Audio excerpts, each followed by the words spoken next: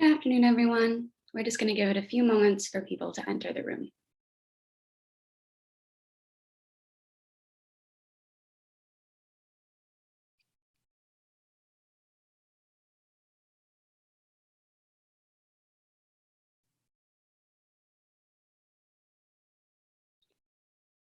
Hi, everybody. For people who are just joining, we're going to get started in about 30 seconds.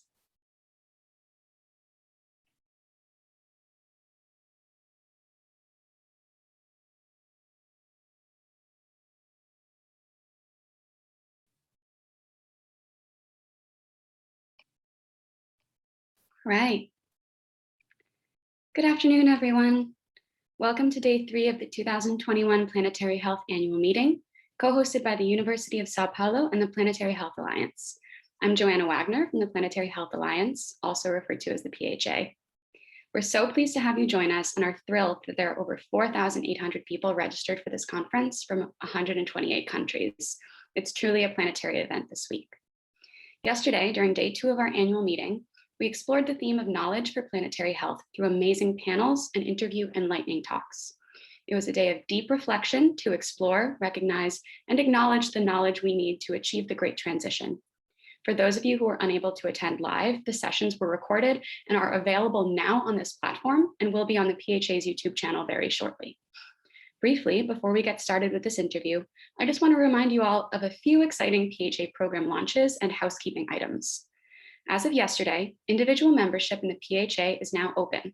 All individuals above the age of 13 are invited to join the Alliance, which you can do through our brand new online members community on the networking platform Hilo. On Hilo, you can easily join any of the new 10 PHA regional hubs, and members can easily join other PHA communities such as Clinicians for Planetary Health, Education, or the Next Generation Network for Youth Leaders. Our hope is that these new opportunities and resources will help to bridge communities to achieve the great transition. You can learn more at the PHA booth in the exhibit section of the main event hall. While you're there, you can also visit our other partners in the exhibit area as well. They have a lot of wonderful information and offerings, and we really encourage checking them out. Finally, remember to look at the side and festival events that are happening before and after the main sessions and the science lightning talks. There are so many groups from around the world that have contributed their time and effort to engage in important planetary health conversations and art, and we really recommend joining them. So as I said, yesterday's conversation on knowledge laid the groundwork for our discussions today, which all revolve around reconstructing economies for present and future generations. Understanding how planetary health economies can flourish in the 21st century. As such, I'm very pleased to be introducing today's interview entitled Valuing and Measuring Economic Success, What is Next? In this conversation, participants will discuss how we may measure economic success and growth in ways that reflect planetary health values and thinking. As a note, this interview was pre-recorded, and so the Q&A function will be disabled for this session. Before we start, I'd like to give a brief introduction to our interviewer, Jonathan Rose. Jonathan Rose is president of Rose Companies, a multidisciplinary real estate development, planning, project management, and investment firm that's designed to address the challenges of the 21st century. He's also the author of The Well-Tempered City, What Modern Science, Ancient Civilizations, and Human Nature Teach Us About the Future of Urban Life. He also frequently lectures at graduate schools of business, environment, and architecture. He's testified before the US Senate and House committees on housing, infrastructure, and environmental issues, and served as an advisor to the White House Office of Urban Affairs, amongst a litany of other roles. Without further ado, I'm excited now to turn it over to the recording where Jonathan will introduce the rest of this session's speakers. Enjoy.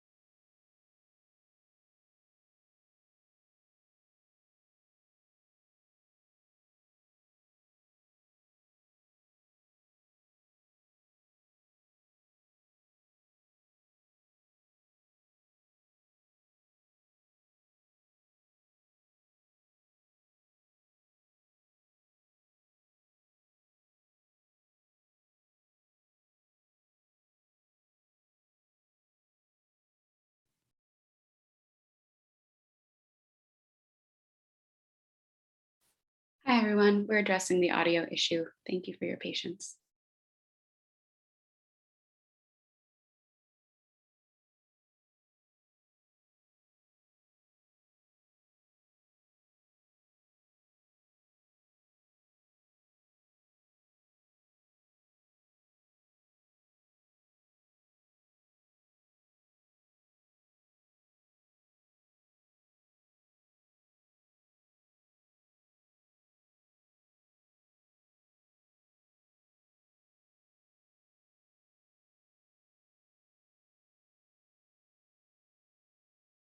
That the vast economic, if we can figure out.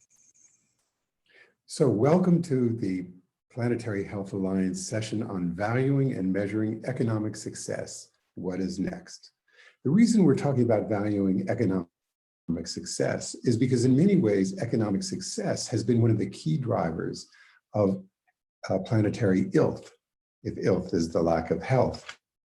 That the vast economic exploitation of the planet's resources, including other human beings, has driven, as we've seen, climate change and the other effects of the Anthropocene.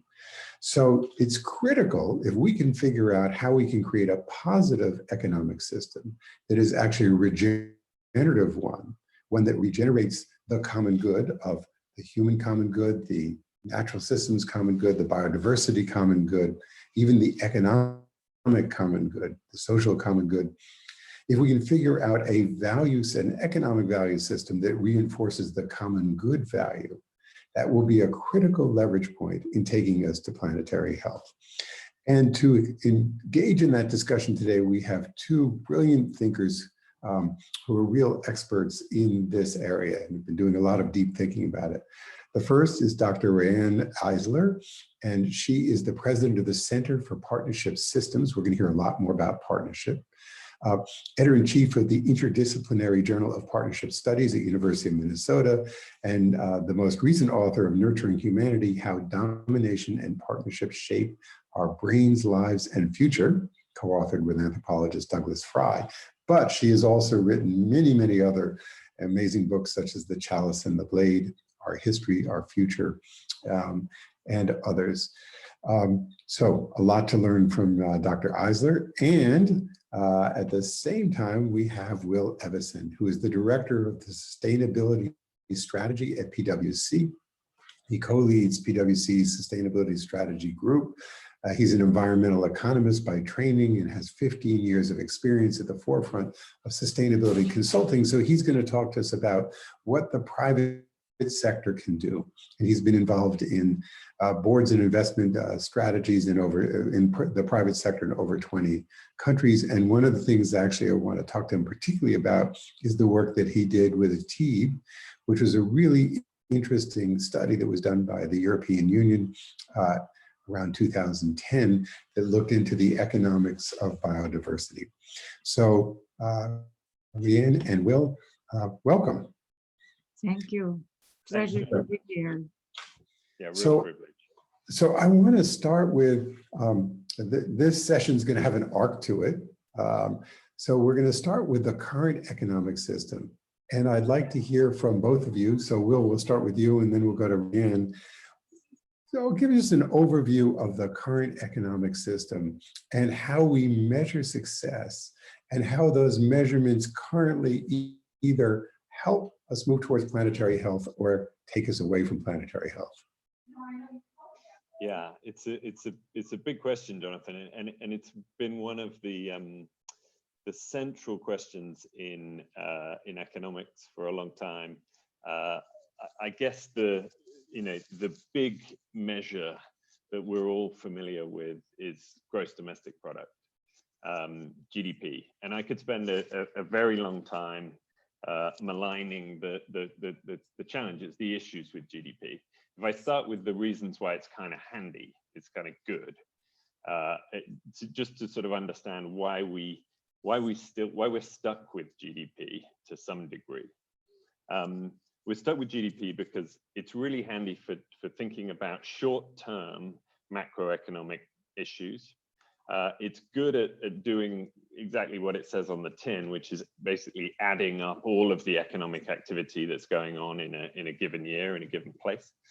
And there's also a sort of network effect to GDP, and GDP's been around a lot less long than probably most people realize. So, you know, it's a really mid 20th century invention, pretty much. But once most countries around the world had credible GDP accounts, and then we started, you know, analyzing economies in terms of GDP and GDP growth, then any country without, you know, good GDP accounts was considered a bit of a backwater. And by the time that you've got every country in the world having GDP as the main measure of success in the economy, then it's very difficult to institute another measure to replace GDP, because you've got to try and find all that back catalogue of data and comparators and all sorts. It's good for measuring economic output in the year, but it's very flawed at doing many of the other things that it gets ascribed to doing. And one of the things that, you know, people often think of GDP as representing somehow is our kind of well-being as nations, right?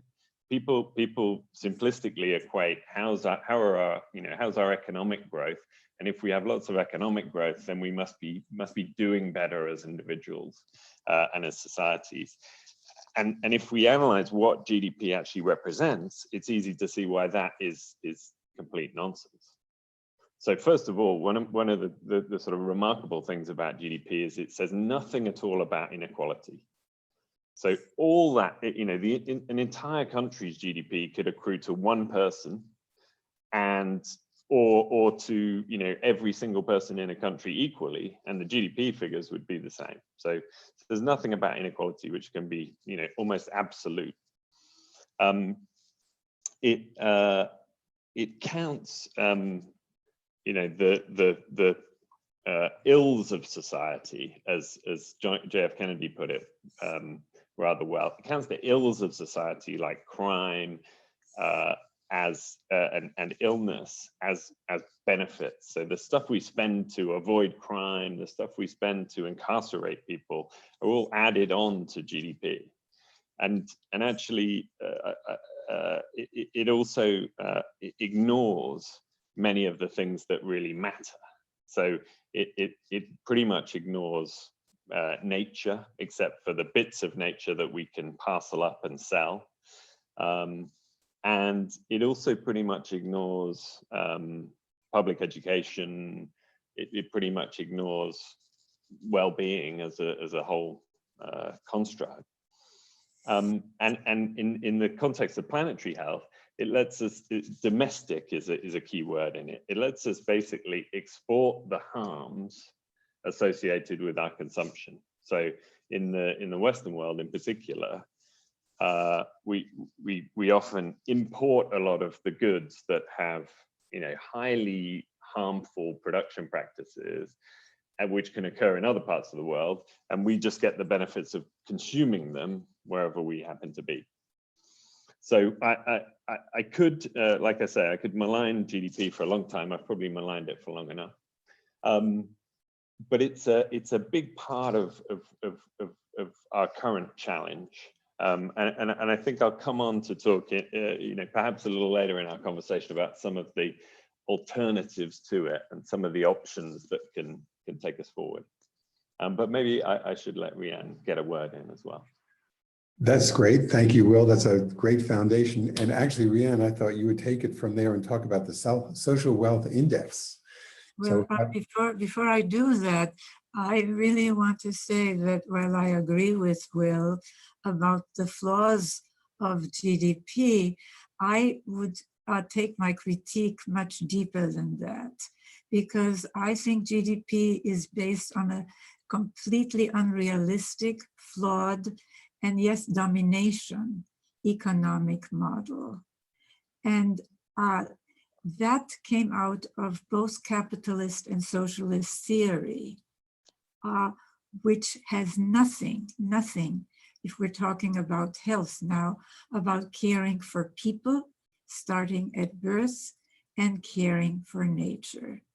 And I think that if we are to continue to try to sort of do some add-ons to GDP and try to sort of, it'll always be on the margin, because the main event is summed up by the fact that an old stand of trees only appears in GDP when it's dead, when it's cut down.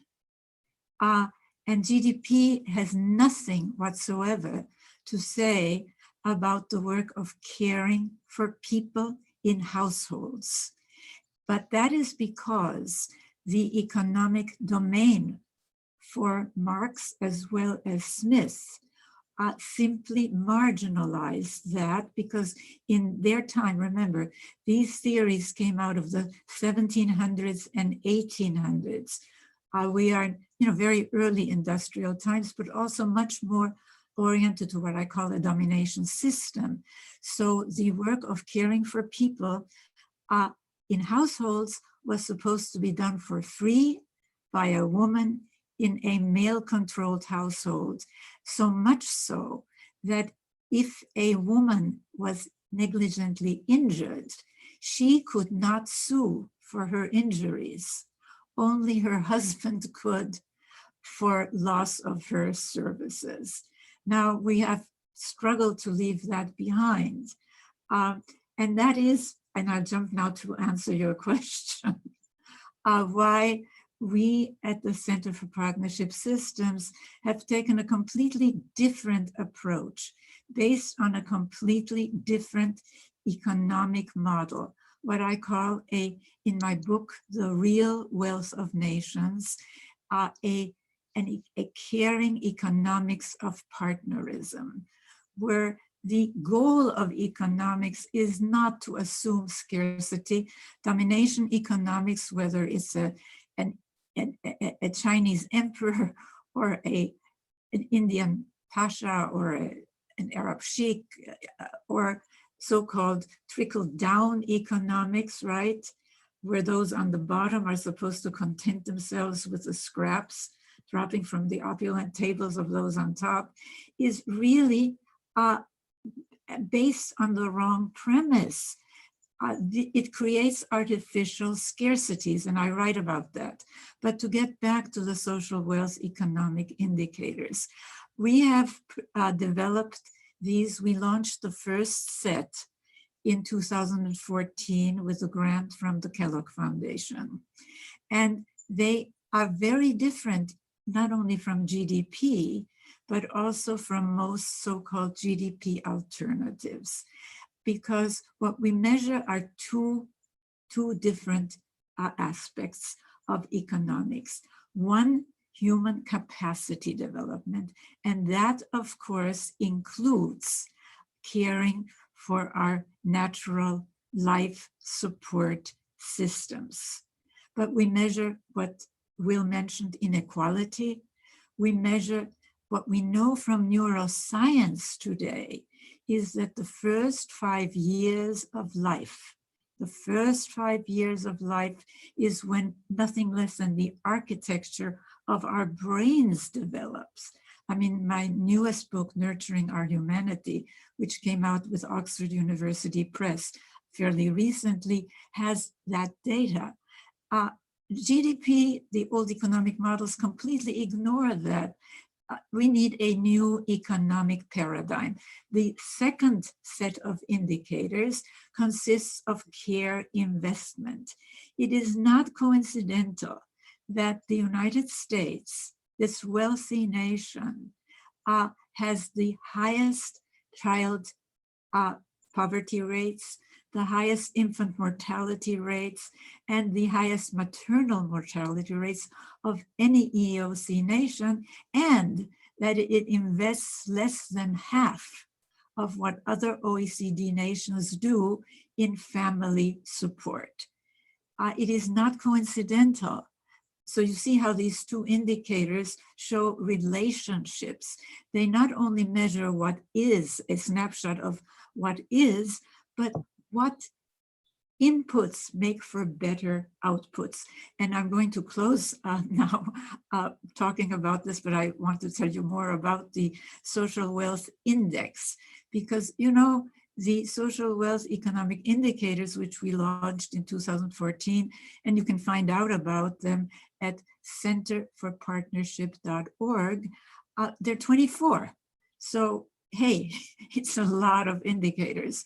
So we have this great team now of economists who Harvard, UN, etc., affiliated, who are working on an index, because we really have to have something that is accessible. It won't be easy. We're going to find that there are lacunae of missing data, but even that is going to be very important, because we measure what we value and we value what we measure. And I would submit that GDP measures the wrong things as valuable. Thank you. I actually want to talk more about values and worldview. Danila Meadows, in looking at how one changes a system, in her wonderful article on leverage points, said that the most fundamental leverage point was the worldview of the system. Was what? Was the worldview of the system. Well, that's what we're talking about, Right. isn't it? Exactly. And so, Riane, what you mentioned, which was so interesting, was how our current economic system grew out of a worldview that emerged out of the Enlightenment. What's interesting about that is that Sir Isaac Newton, in the early 1700s, came up with a fantastic mathematics for understanding the trajectory of an object, not of a system, but of an object. And that kind of understanding is what allowed us to send a man to the moon. In many ways, that economic system looked at the individual, at the firm, at the isolated entity. It turns out that that is an incomplete system of physics for describing the nature of the world, which is deeply interdependent. And we had to move on in the 20th century to relativity and quantum mechanics and complexity, where we really understand, or beginning to understand, this vast interdependence of that objects do not, there's really no, object is a mental creation, that there's actually this vast integration. So we actually need an economic system. So before we figure out what it measures, that it itself needs to become a relational whole systems viewing worldview, in essence, from which then we can measure the things that you talk about, care investment and human capacity development. But I'm positing that if you measure even those as individual unrelated objects, you'll never get to the solution that we need. And I completely agree. And this is why my work, as you know, has been so interdisciplinary, multidisciplinary. It looks at the whole system and what we're talking about here, and what the social wealth indicators and the social wealth index are tools for our whole systems change. Because otherwise, as I said, we're just putting paste-ons on a fundamental. I spoke at the United Nations at a session on harmony with nature. The country of Bolivia was the sponsor. And I said the obvious, that you cannot expect harmony with nature in a system that is based on conquest of nature, conquest of other people, conquest of women by men. The whole thing just, it's crazy. Right. So, Will, I want to take you back to the Teague report. This is an incredible view led by Pavan Sukhdev to really understand the economics of biodiversity and to understand nature from a whole systems point of view. Will, were there lessons from that that were important to you that you have carried forward into your work? And maybe just talk a little bit about it. Yeah, thanks. Thanks for bringing it up. And it's really timely. So the economics of ecosystems and biodiversity was, as you said, kicked off in 2007, I think it was. It's making me feel old. It was it was this remarkable transdisciplinary global effort to pull together all of the sort of state of the art of the thinking around the economic, the interrelationships between people and the natural environment, ultimately, ecosystems and biodiversity. Came out with a series of extraordinarily long tomes aimed at different groups of people, but the fundamental underlying principles were built out of really ecological economics on the one hand, which is, for those who aren't familiar, this subfield of, it's really a subfield of ecology. And it was it's a field of economic study founded by non-economists and then sort of brought increasingly into the sphere of economics. And the review also drew on work from environmental economics, which might sound intuitively very similar, but actually has its foundations in welfare economics, utility theory. It's much closer to the sort of classical economics that most people think of as economic thought. And what we were seeking to do in TEEB was really make nature visible in mainstream economics. The reason I say it's timely to think about it is that you might also have heard of a much more recent review published just a couple of months ago, the Dasgupta review, which almost 10 years on from when we published TEEB, was commissioned by the UK government, and it is a review into the economics of biodiversity. So I think we can sort of read into that.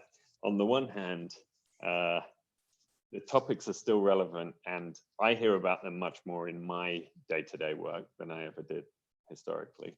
That nature is increasingly in the thinking of corporations, for example. But equally that we've spent 10 years and we've done another major review into the economics of biodiversity. So we didn't, at one level, although I feel like TEEB achieved a great deal, we didn't get the sort of breakthrough that endeavor was looking for. Now, I highly commend the more recent Dasgupta review. And some of the findings in, that Partha Dasgupta, very well-known economist, identifies. So the review concludes some fairly fundamental things that we need to acknowledge as a society. And I think this comes back to your framing that this is about the paradigm and our representation of the paradigm, that the economy is a wholly owned subsidiary of nature. The economy exists within nature and not the other way around. The economy exists within ecosystems and not the other way around. And so this framing that we've always had, I mean, Kate Raworth, who wrote Donut Economics, many other people have talked about very effectively, is that we have this notion in our economic system, in this sort of linear economic system that we've created, that we can dispose of stuff, that there is this sort of a way outside of the economy where we can get rid of things. And this fundamental reframing is as simple as it sounds, that the economy exists within nature and needs to coexist with nature.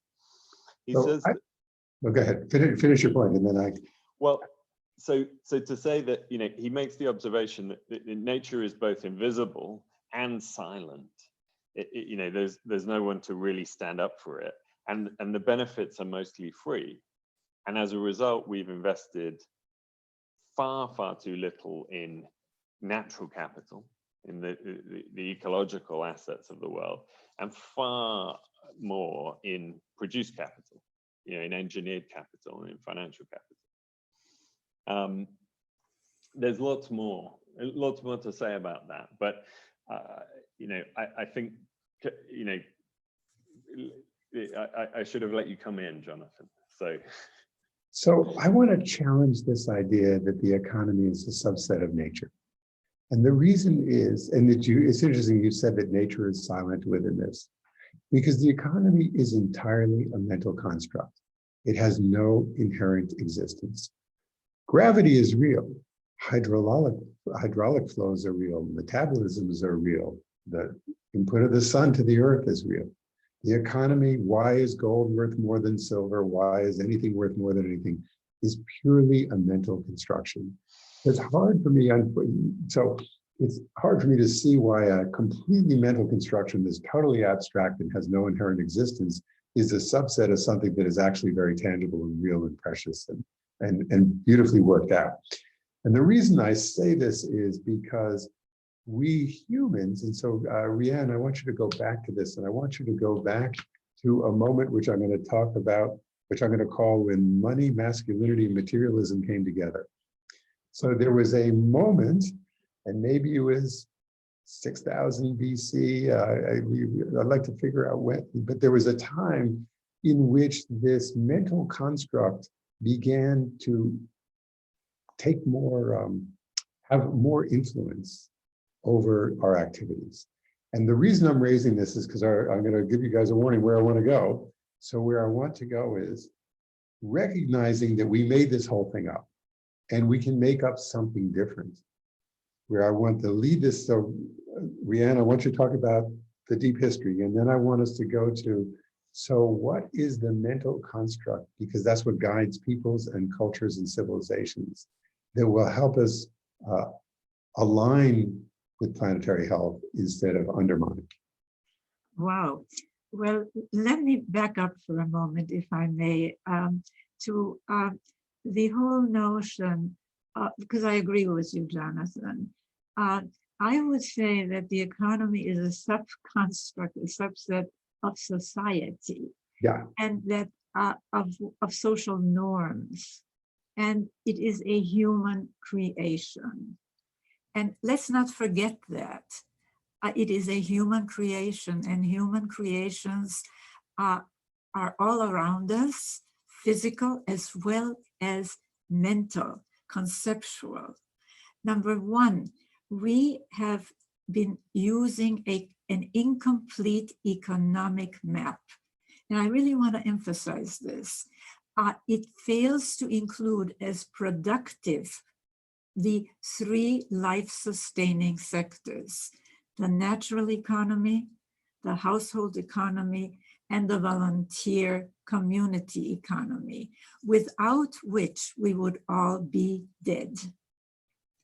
Now that is not just a flaw, it is a disaster, because that's been relegated and continues to be relegated in economic schools as just reproductive rather than productive. So in the Real Wealth of Nations, I have proposed a complete economic map. And once we start with that, we really begin to see that if we really start with that premise, that it includes what has been devalued, what was considered our property to be dominated, to be conquered, but that actually is the most productive work, is caring for people starting at birth, because of what we today know from nothing less than neuroscience. I mean, we've known it for a long time.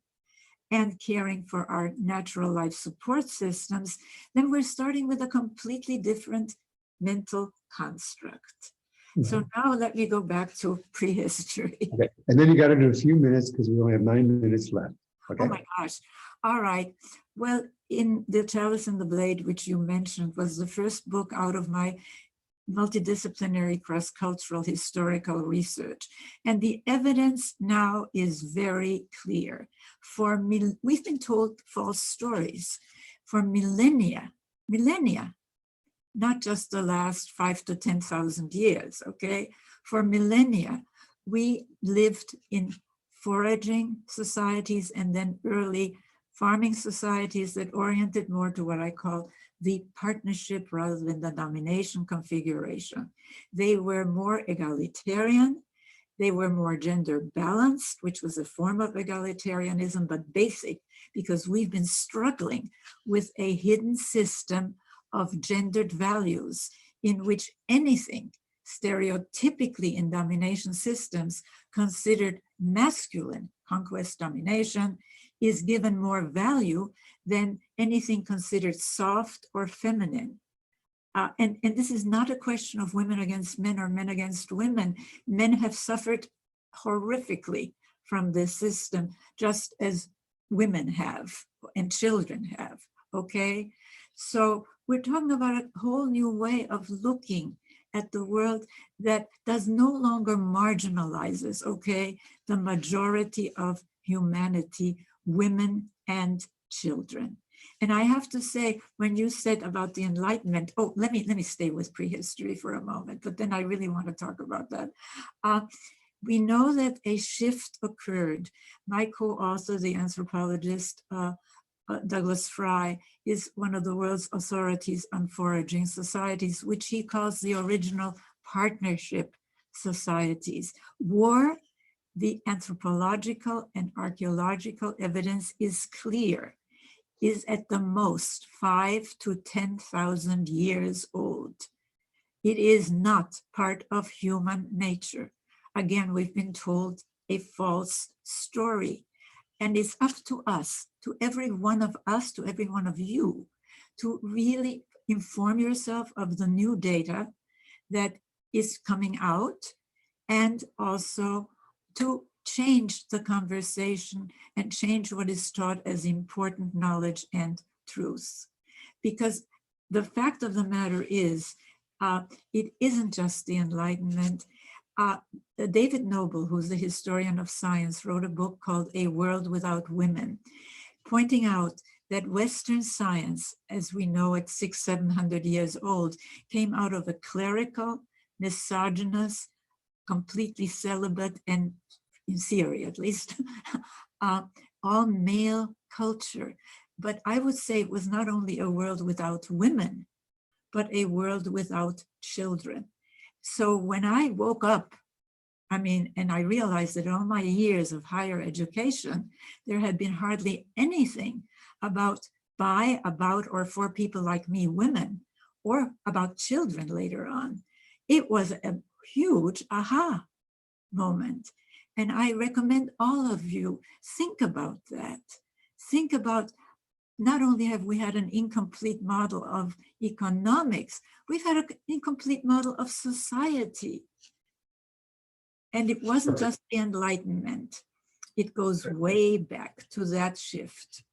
And it shifted once during a period of disequilibrium, talking of chaos theory and nonlinear dynamics. We are in the process now, as we shift from the industrial to the post-industrial era, of really accelerating this movement. Because frankly, we've already had progressive movements challenging traditions of dominations for over 300 years when the Industrial Revolution went into high gear. But now is our chance. Let's take it. Thank you. Thank you. Will, so what are the measurement systems that are more whole systems thinking, that are more planetary health systems thinking?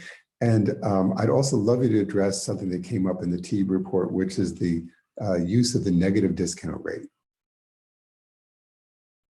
I think I guess I come from a slightly different starting point, that we have the system we have, and as regrettable as many of its characteristics are, it has created wealth and extended life expectancies and done many good things for us, and that we can I think build from and adapt that existing system, albeit the adaptations need to be quite radical. the framing that I think I've come to that the framing that I think I like the best, although it has all sorts of connotations that lots of people don't like, is to think about comprehensive wealth, and to think about, therefore, all the capitals. So we're very much drawn in, economists very much drawn to financial and produced capital. But if we can extend that system of thought and measurement to include natural capital, to include social and human capital, relationship capital, and intellectual capital, to the extent that that's not captured in the existing system, then I think we can get to a meaningful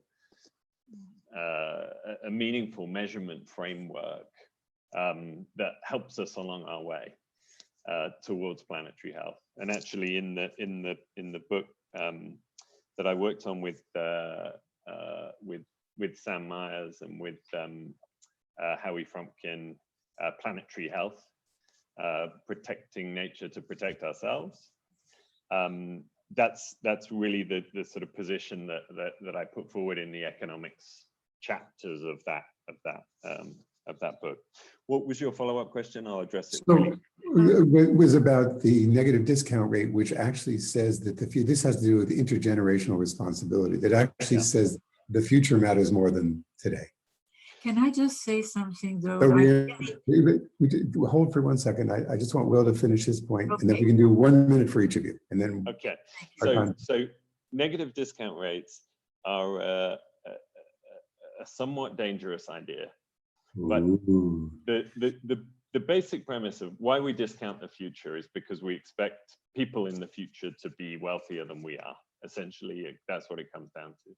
So there are really good arguments for very low discount rates often. And in certain contexts, there can be arguments for negative discount rates. If we believe that essentially we are impoverishing the future by what we're doing today, then there can be strong arguments for negative discount rates. The reason I say they're a dangerous idea is because what you find is that in economic speak, some of the most impoverished people in the world have the highest discount rate. They apply the highest discount rates. They're living hand to mouth. And for the, if we apply frameworks that apply very low or negative discount rates, it's actually the poor today who can be most disadvantaged by those economic framings. So that's why I say they're not something to embrace without thinking about the consequences. I actually think we need different approaches for those nations that are underdeveloped from a human development context, and those that are perhaps fully developed, and that we needed to differentiate, as I wrote to all of you, between, for example, the field that is rapidly becoming a forest and the stable, mature forest. Riane, final word. Well, first, I really want to say that I completely disagree that the present system has created, what has created the change is the shift from domination to partnership in mindset. That is what has been happening over the last decades. I think we again are being told the wrong story. It has been the softening of domination economics that has created it. And I really cannot emphasize this enough, because what we really have to understand is whether it's human infrastructure or natural infrastructure. I don't like the term capital because it sort of commodifies us. I prefer the term infrastructure, somewhat of an improvement, but really we need a different paradigm. Einstein said it, he said you cannot solve problems with the same thinking that created them. And that is why I've been an outlier, yes, but we need outliers to come up not only with deconstruction and sort of partial remedies, but look at the fundamental premises, the fundamental causes. And I have written of 4 cornerstones that we have to pay much more attention to. childhood, obviously because of neuroscience, gender, because of the hidden system of gendered values, economics, moving to a completely human and naturally oriented, caring economics of partnerism, and yes, stories and language, because we are being channeled by our conventional categories to just simply stay in the old paradigm. So we need new categories. Oh. Riane, thank you. Will, thank you. Audience. So I love it when a panel has two very different points of view, because that encourages you to think. Please return to our wonderful speakers' bios, because it lists a lot of the work that they're doing, the work that they've written, the organizations that they're involved in. And I encourage you to take the next step to pursue the both pathways that were presented today and decide how you're going to use them in your work towards planetary health. Thank you.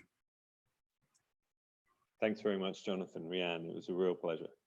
Thank Thank you. you. Thank you, Will. Thank you, Riane. And thank you, Planetary Health Alliance.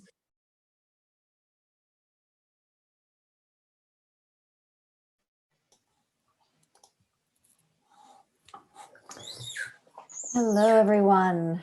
Welcome back. That was an incredible panel. I'm sorry it wasn't live for you to ask those questions and answers, but we hope you enjoyed it nonetheless.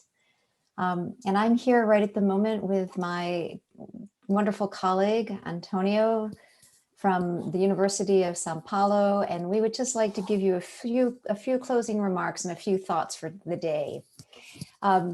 First, thank you, panel and audience rather, for joining our third day of the 2021 annual meeting, where today we have over 4,800 registrants from over 128 countries and climbing, which is incredibly exciting for us. We had another extraordinary day today. On Monday, we focused on exploring foundational values needed for achieving planetary health and the Great Transition. And yesterday, we had rich discussions focused on the knowledge, education, and funding structures and systems supporting advancement of planetary health. Today, we had conversations that were dedicated to highlighting the need for transformative businesses and economies to achieve planetary health. And we had excellent conversations with thought and business leaders, as you just witnessed in this last panel. We heard about incredible strides, new mindsets, and the pace of innovation in businesses creating rapid shifts in everything from alternative protein sources to feed the world and reduce environmental impacts to new models in financial sectors, circular business strategies, and nature-based design of buildings and cities across the globe. These were all really inspiring and continue to give us hope for the work that we do with all of you. And this last interview that you just witnessed was, I thought, a really wonderful and rather lively interview that obviously discussed the problems of how economic success is currently measured and how it should be measured to take into consideration other aspects and stakeholders which are currently ignored. So I think we have a lot to think about from the last 3 days, and we still have a couple of days to go. But Antonio, I'm going to hand it over to you now.